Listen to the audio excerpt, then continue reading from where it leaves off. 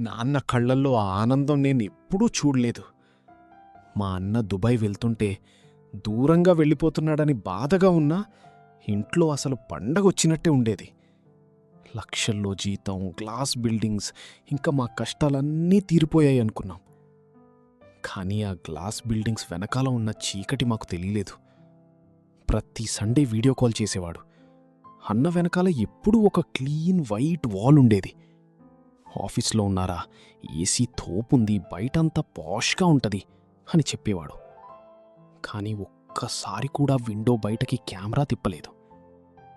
ఎందుకో అన్న మొహంలో ఆ కళ తగ్గిపోయింది. కళ్ళు లోపలికి పోయాయి.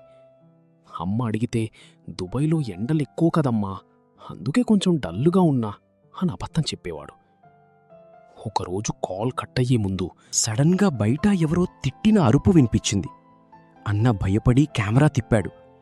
ఆ వైట్ వాల్ వెనకాల ఇరుకు గది, బెడ్షీట్స్ లేని బంక్ బెడ్స్, లేబర్ క్యాంప్ కనిపించింది.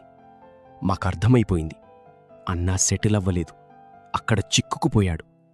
పాస్పోర్ట్ లాగేసుకుని లేబర్ క్యాంప్లో బందీ చేసేశారు. డ్రీమ్ జాబ్ అని వెళ్ళి ఈరోజు తిండి లేక, బయటకి రాలేక నరకం చూస్తున్నాడు. మనవాళ్లు దుబాయ్ అంటే ఏదో లోకమనుకుంటారు. కానీ రిక్రూట్మెంట్ ఏజెంట్స్ చెప్పే ప్రతి మాట నిజం కాదు.